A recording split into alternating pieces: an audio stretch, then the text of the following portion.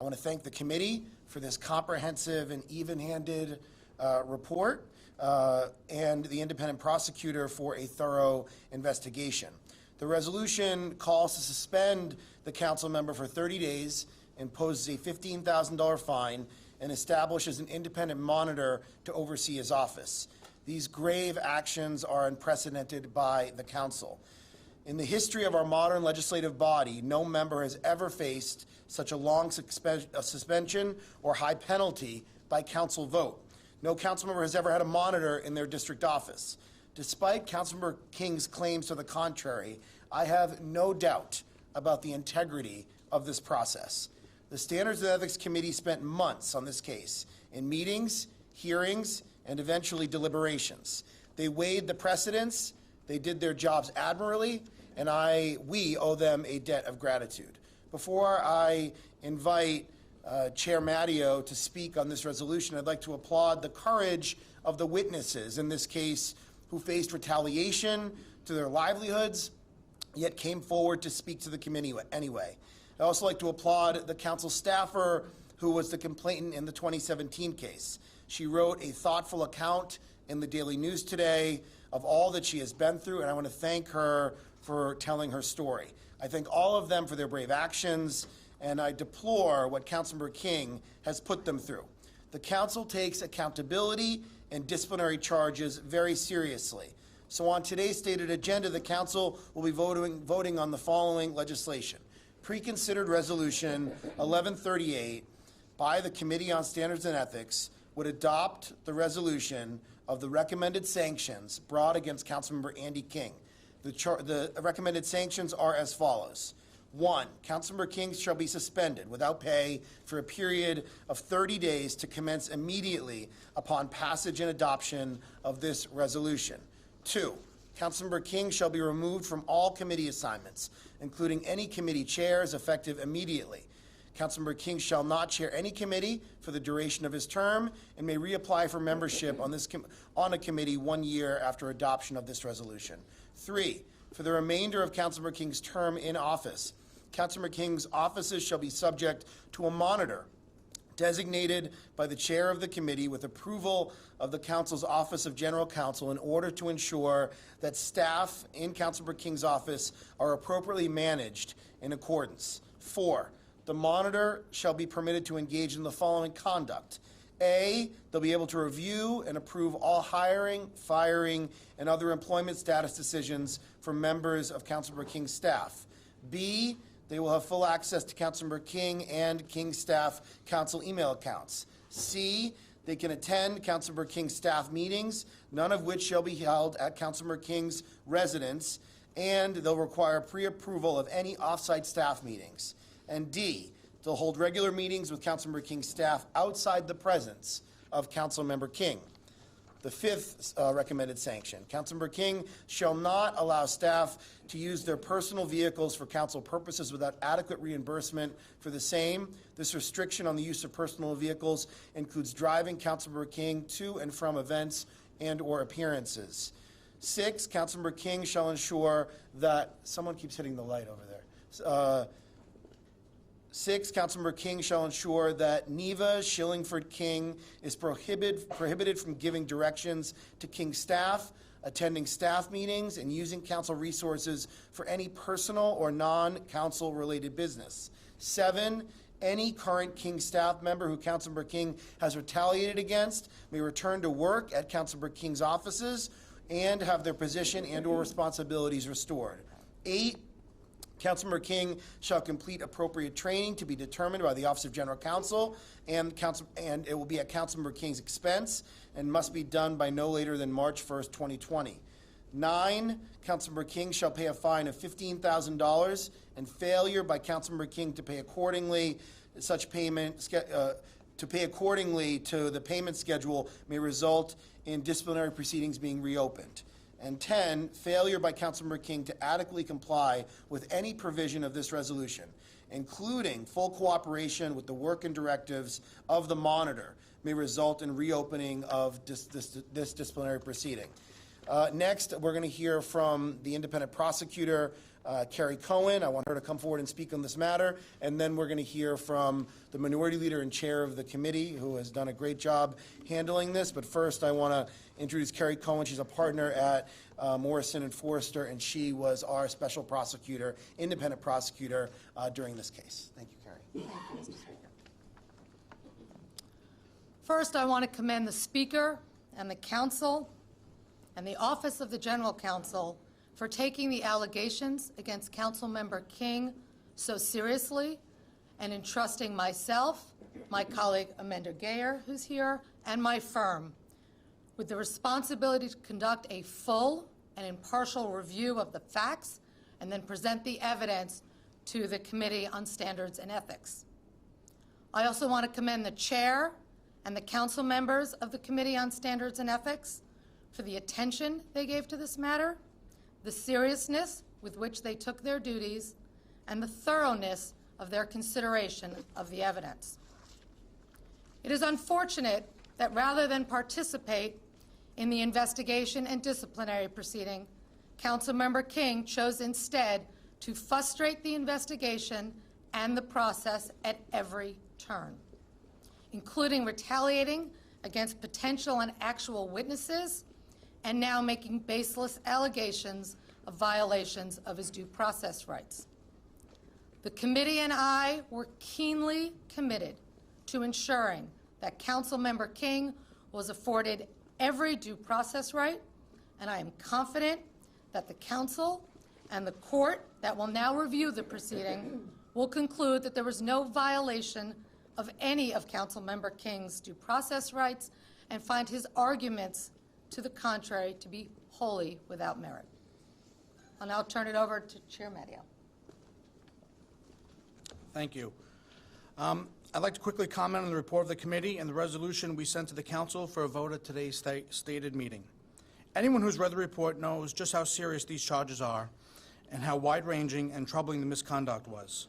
In the course of investigating this matter, the committee received substantial amounts of credible evidence establishing extensive conflict of interest, rampant disorderly conduct, and an egregious violation of the council's EEO policy in the office of Councilmember King. Beyond, and in addition to, all this credible and damning evidence of misconduct, the committee's investigation was not only consistently obstructed by Councilmember King, he took measures to retaliate against staffers who cooperated with the committee. From our initial opening of the matter in March of this year through the disciplinary hearing in September, Councilmember King regularly acted to intimidate staffers who might be contacted by committee investigators and even took measures to fire staffers who had cooperated or might cooperate with us. Taken together, this pattern and practice of conduct is simply and completely unacceptable.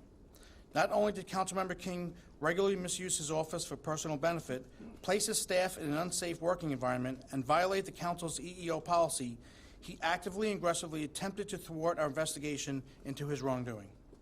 I'd like to also quickly address the council member's claims of a lack of due process during this disciplinary proceeding. Our report lays out all this in great detail, but I must reiterate that Councilmember King, from the very beginning, was afforded extensive due process rights. He was given 3 weeks after the issuance of charges to prepare for the hearing, and he was given the opportunity at the hearing to present evidence and cross-examine the special counsel's witnesses. He could also present his own witnesses. He did none of this. In fact, from the outset, the only actions Councilmember King took were efforts to intimidate and retaliate against staffers that cooperated with us or continually attempted to delay the process. Councilmember King was afforded every opportunity from before this matter was even officially opened by the committee until the moment before we voted to send it to the full body to engage with us, talk to us, and present his side of the story. Based on all this egregious behavior, and after taking dozens of hours of witness interviews, receiving hundreds of pages of document discovery, and holding a 2-day trial, the committee is recommending the sanctions laid out in the resolution up for a vote today. Thank you. Thank you. Thanks, Steve. Thank you, Carrie. We're joined by Majority Leader Lloyd Cumbo. I'm happy to take on-topic questions. Just on this, we're going to have another stated meeting in 48 hours where I can take as many off-topic questions as you want, but today we're just focused on this matter, so we're going to start with on-topic questions, and we'll start with Katie Honan. Is there any possibility to increase the punishment for the council member? I mean, given the accusations and the allegations? join a committee in another year, he only loses 1 month of pay from his already six-figure salary. Is there any possibility you could remove him from it or anything? Has that ever been considered? Well, we're confident in the resolution that we put forth. For this matter and for this committee, these are the resolution and the recommendations that we're putting forth at the full body today, and that's what we will be voting on. Do you think the criticism that it's not enough is fair? No, I think that after hours and hours of deliberations, being a part of this for 8 months, I think these recommendations, sanctions are very strong, and it's something that we don't take very lightly, and we've came to this conclusion. This is unprecedented what we've put forth, and we stand by it. Dave? Speaker, why not, because you talked about, you think that the council member should resign, why not go through the criminal process? Because that would have forced him to have gotten a conviction criminally, or it doesn't, or does that not hold water? I'm happy to have the special prosecutor discuss that. I'm not an attorney or prosecutor. Go ahead. Sure. The facts that were substantiated are set forth fully in the report. I am not sure whether they give rise to potential criminal prosecutors. I will leave that, for another day, but you can read the facts as fully set forth by the committee that were substantiated, and I'm not sure there's anything in that leads to a criminal prosecution. I stand by the committee. The committee, as the chair said, spent months and months and months and months and months looking at the evidence. They eventually went through a jury trial made up of the 5 members of the committee. This is an unprecedented level of sanction against a council member. No council member in the history of the modern body has ever seen a level of sanction like this. I said what my personal feeling was earlier or last week, which is that he should resign. But ultimately, the committee put forward these very, very strong sanctions, and as the special prosecutor just said, we may, have to refer some of the things in here to other agencies, and they'll have to make a further determination on all of this. Let me go to Gloria, then I'll go back to you, Andrew. Why was removal not one of the sanctions considered? First of all, I think everything was under consideration. And as you go through this process, you want to take all the information, you want to consider everything. So the committee certainly considered everything. Our concern is certainly setting a precedent on the facts of the case that were presented to us. We understand, we certainly do not take lightly that Councilmember King was duly elected and is a representative of his district, and we certainly don't take that lightly. We don't think that the facts of the case that were presented to us rise to the level of expulsion. And certainly, we have a duty to not, we don't believe, to set a precedent that any facts that are similar that goes forth this committee, whether we're all still on it in the future, is an automatic expulsion. But there's some references to actions that... I'll call on everyone. Don't worry. We're going to go to Andy. Wouldn't the average New Yorker in their job, if they had been found culpable of retaliation, harassment, conflict of interest, these serious charges, wouldn't they lose their job? Shouldn't this council member lose his job? I mean, one of the things that we have in a democracy is that voters get to decide who their elected officials are. We may not agree with that decision all the time, but that is what the voters get to decide. And Councilmember King has been elected on 3 separate occasions by the voters of his district. I have fully and completely condemned his actions. We hired an independent prosecutor with a sterling resume who has prosecuted some of the highest elected officials in the state of New York. And so you saw the level of seriousness with which we took this case. But ultimately, after the 5 members, and as the chair said, after the 5 members deliberated for hours and hours and hours, in conjunction with the independent prosecutor, this is what people thought was the appropriate penalty because of what you just heard from the chair. There was a precedential consideration that was involved here. And during this entire time, we did everything we could to protect the people who were being retaliated against. Yes. Yeah, there is a reference in the report about some misappropriation of funds. So it does appear that while you're treating this as an internal regulatory matter, there's some potential that there was crossing the line of criminality. It couldn't Councilman King say that this shows that he didn't break the law, because you're certainly a lawyer qualified to make that determination? And has there been referrals to other appropriate agencies that might take a deeper look at it? So I'm not going to comment on whether or not there have been referrals to other agencies. The conduct is as fully set forth in the report that was substantiated, and I will leave it for other agencies perhaps, or other prosecutors to review it and determine whether they think it violated any criminal laws. Noah? So a little over a year before this investigation started, Councilmember King was sanctioned for sexual harassment, right?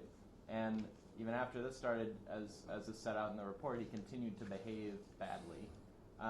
So I guess my question for you, Speaker, and for the chair is, what will it take, or what would it take for you all to consider expelling him from the council if this behavior does continue as it did after he was sanctioned initially? So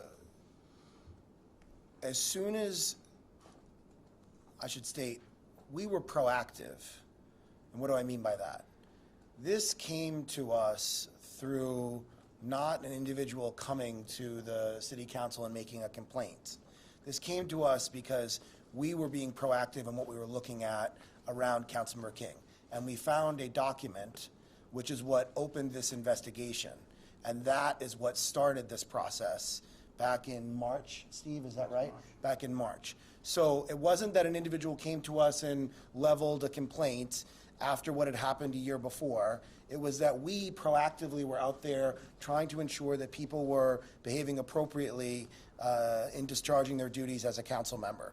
So I think we should start with that. The council was proactive here, and as soon as we found this out, we started the process, and not that soon after, we engaged with the special prosecutor to come in to conduct a thorough and independent investigation, and then the committee met literally for months and months and months and months and months.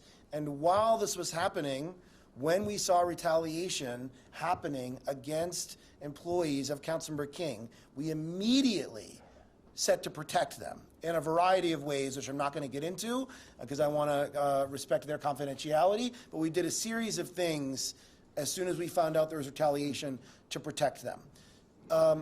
You know, one of the things here that we have had to look at is, of course, precedent. And if you look at what's happened in the state legislature, if you look at what's happened here in the city council, when there have been expulsions, it's been because of criminal convictions. And that's not what's happened here yet. I mean, again, I'm not a prosecutor, but there could be another law enforcement agency that may decide to take a look at this, given what's in the report. And again, we could always come back and relook at it if there is new evidence that comes forward, if there are other people that come forward, depending on what happens. But the committee spent a long time. They were very proactive. We worked with an outside independent prosecutor. I feel very confident in how we handled the situation. Just to follow up, if I could, you know, criminal convictions often can take a long time, as I'm sure Carrie can attest. Is there a red line which Councilmember King or any other council member could cross, short of a criminal conviction, that would make you say we should consider, we should expel this person? I have to go by the fact pattern of an individual case that comes to us. I can't stand up here and talk about potential scenarios. I'll say that I think what you've seen in the last a little less than 2 years of my being speaker and the chair being chair of this committee, we have gone through multiple investigations. Nothing has been swept under the rug. Nothing has been punted. Nothing has been, oh, we can work this out privately. Anytime there is something that comes to us, we handle it through the chair and his committee, as well as the general counsel's office, and in some instances with an independent prosecutor, given the serious nature of the charges. So I'm not going to stand up here and say if this happened, if that happened. Whenever there is an incident that comes to us, we handle it immediately. We open the investigation. We look at the facts. That's what we do. Juliet? Yes. So given the fact that the council will consider or vote on this today, can a motion be made to expel him? And can a vote be taken on that? There could be a council member that makes that amendment. That's possible. So would a vote be taken on that today? Could that be done? Yes, the vote would be taken today if that amendment is made. Joe? I have a question about the monitor. Can you tell us who it is, when they're going to start? We don't have all that information yet. It's going to be, challenging to find someone who's going to want to take this job. It's not an easy job to take. So I think we have a temporary solution, but I haven't talked to my chief of staff about it today. If the vote passed today, the monitor would start tomorrow. A temporary monitor until we can engage with a long-term, full-time monitor for the duration of his term here. We have not, the temporary monitor is likely to be a staff member who already works here at the city council, someone who we feel confident could do the job until we find someone in the long term. And then for whoever the long-term monitor ends up being, we have in no way worked out what the payment would be or all of that. Our general counsel's office would have to work that out with the monitor and sit down and put together basically a contract on how that would function. Who is the staff level? I don't want to say that yet. Let me get back to you. Jen can get back to you. Let me just check with Jason, the chief of staff, to make sure we've had the appropriate conversations that we've needed to have. Marcia. Mr. Speaker, I wonder, after you read the report, if you as a speaker thought that there were elements of Andy King's behavior that rose to the level of criminality, and if you as speaker will personally recommend that a prosecutor evaluate the findings of the report to determine the next step. I read all 48 pages and I looked at the transcript as well, and I felt literally sick to my stomach hearing what these staff members had to go through and how a culture of fear and retaliation and intimidation was set up. It was painful to read it, which is why I feel so confident in what we're doing here today, why I know we're doing the right thing. I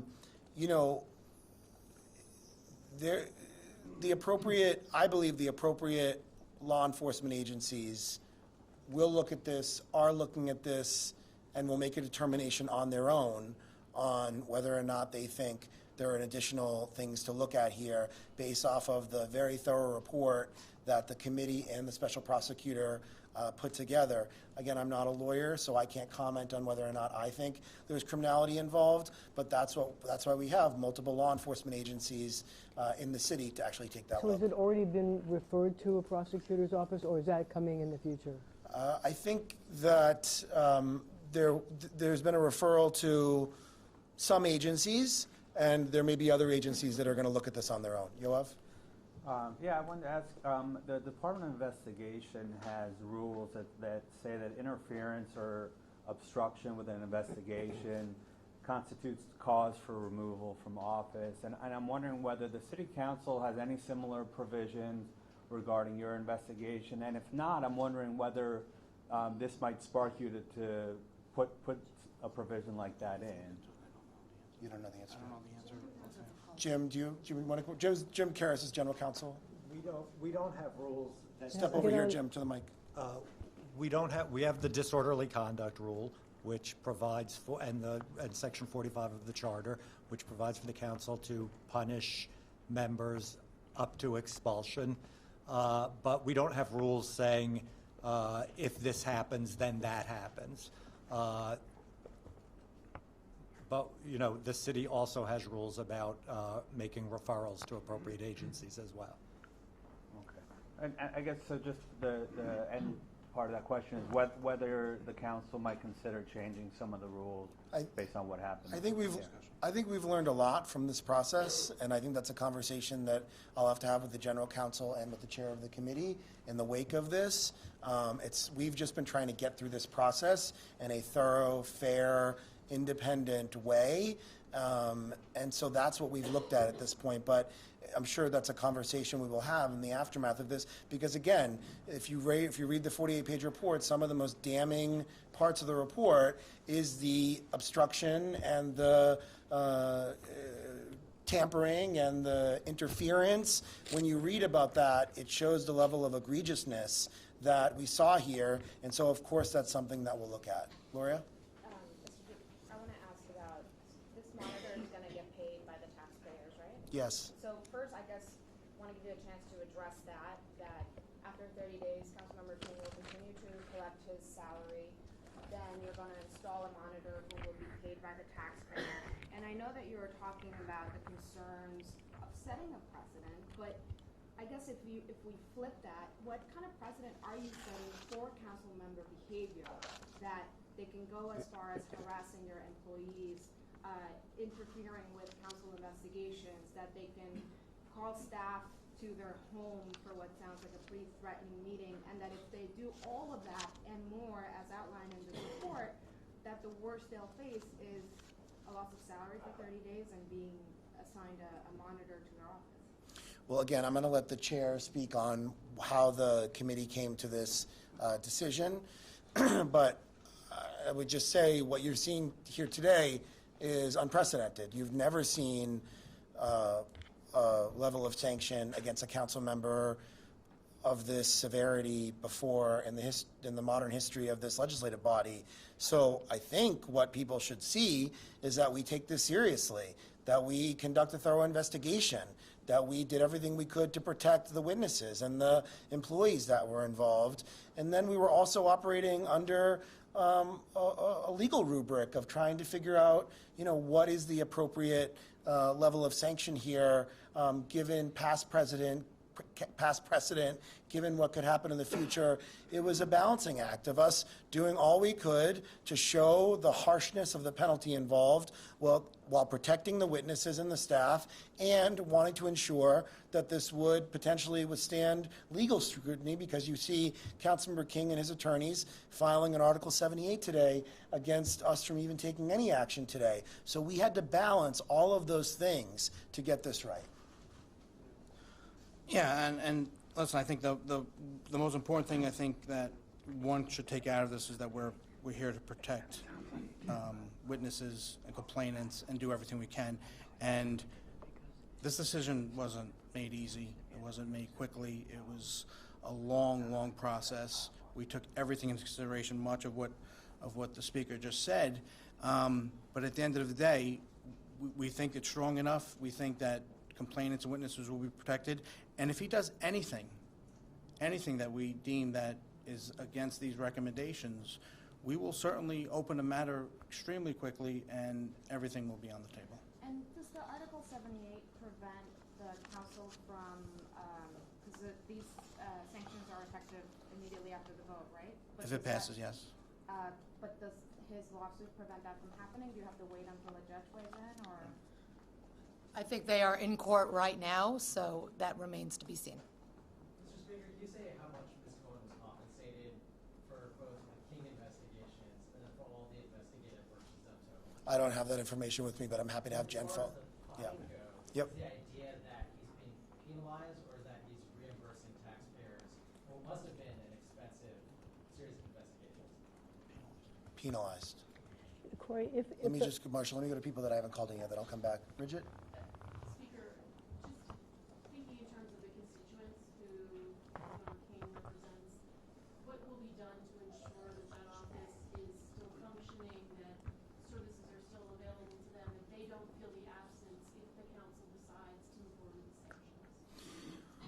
Well, the temporary monitor will start immediately, and the monitor will be there.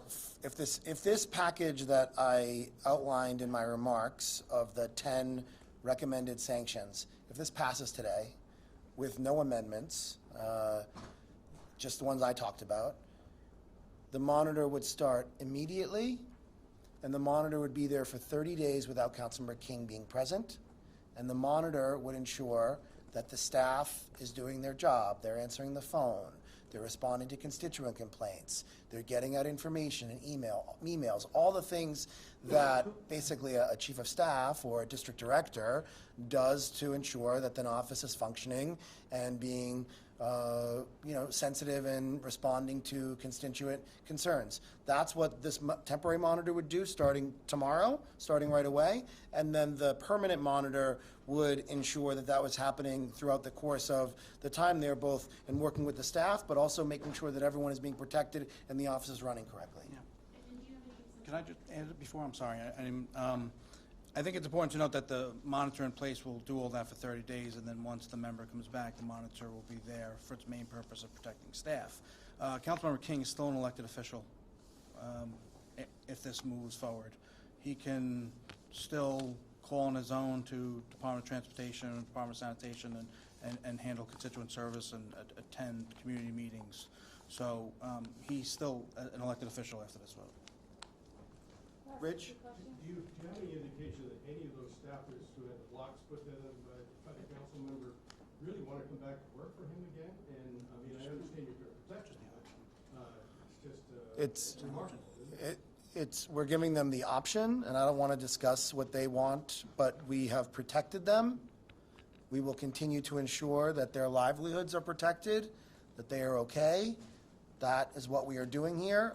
I don't know what their preference is, but we will make sure that they continue to be protected and their livelihoods are not threatened. And the 15 grand, is he paying that on an installment plan, or is that all at once, or how does It's on an installment plan.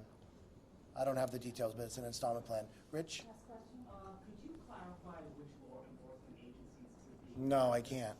I can't do that. Could you at least then say what they would have to come back with for you to support expulsion? No, as I said to Noah, I'm not going to get into, I mean, I'm not a prosecutor or a law enforcement official. They're going to take a look at this. Some of these, nearly all of them have subpoena power themselves, these law enforcement agencies. So if they see things that they wanted more information on, besides being in contact with the general counsel and potentially the independent prosecutor, they could conduct their own investigation into things that they find concerning that was laid out in the 48-page report. Could you just clarify if it's local or federal? I can't clarify now. Jeff? Last question? You talked about the sanctions being put in place, but, you know, if he's not on any committees, if there's a monitor there, you know, dealing with his interactions with the staff, you know, isn't that how a council member directs people to handle issues in his office? How can he actually be an effective council member? This is why If he's completely neutered and has a monitor there, aren't you basically hurting the constituents of the district by allowing him to stay in such a weakened state? I personally don't believe that especially on his return, this monitor is there for protecting staff. He can go about his business as a council member the way he sees fit, but he cannot harass, he cannot intimidate staff, and that's what the monitor will be put in place. He can certainly act as a council member, and you know, the sanctions we put forward are because of his bad behavior, but once he comes back, he can act as a council member. But if I'm a staff member and he instructs me to go to some late night meeting I don't want to go to, and, you know, I'm unhappy with it, I can say, oh, he's retaliating against me. But so can any staff member. You know, wouldn't his office not be able to function? I don't believe so. Anyone can certainly bring forth a complaint if they feel harassed. I just wanted to add also that even though you're not appointed to a committee, you can still attend all committee meetings. Every council member has the ability to attend council meetings, whether they are on that committee or not on that committee. And also, we have many elections here, so our office, the city council, is very prepared to be able to step in and to assist where there might be issues where there is not a member present at that particular moment. So we have elections, that happens. We have maternity leave, that happens. We have illnesses and sicknesses. The council is fully prepared to make sure that Councilmember King's district is served during this time. Yes. Councilmember Bradford was charged last year, more recently, and then Councilmember King, it was sort of a similar situation. Aren't you afraid that you're sending... It wasn't a similar situation. Well, I mean, they were both ordered to undergo training for harassment the first time, but aren't you afraid you're sending a message to staffers that a little bit of harassment is tolerated at the council, that... No. I mean, shouldn't there be a zero tolerance policy for sexual harassment? We are not sending that message at all. We have done everything we can to protect people. Again, let me just remind you, we found this out because we were being proactive. No one even came to us. We found this out through another method, and then we immediately sprung into action to protect people who didn't come forward, and we proactively reached out to them to get the information and then put in a series of measures to ensure people were protected.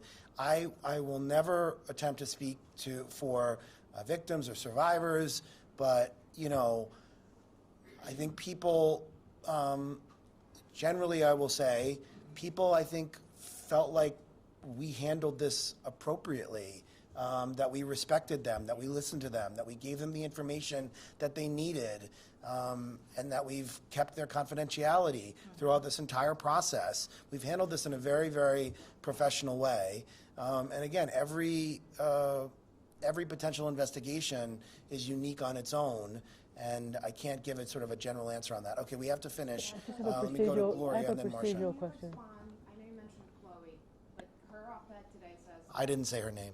that you should, sorry if I misstated that the council should expel him. So can you respond directly to her and what she's calling for?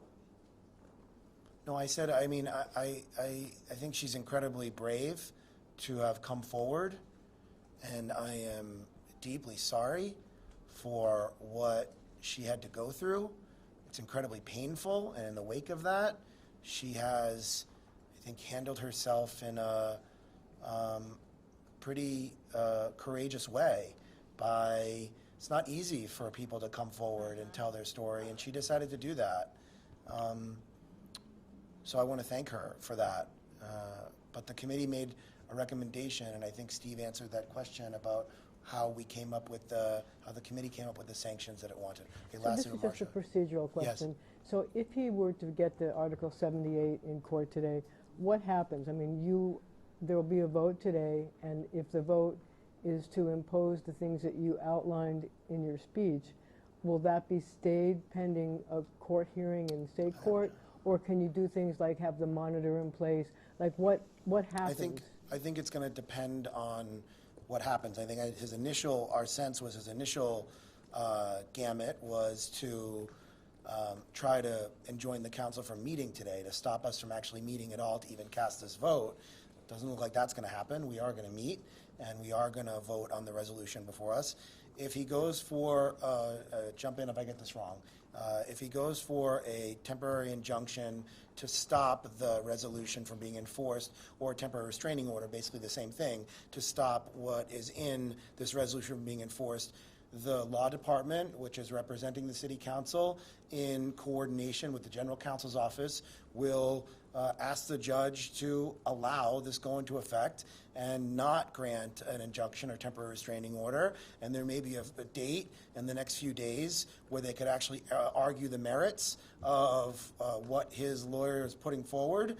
But that's, I think, the sort of the sequencing of where we are. Did I get that right? Yes. Okay. And do you feel that you'll prevail? I have no idea. I think it probably depends on the judge. It depends on the county. It depends on a variety of things. Okay, thank you all very, very much.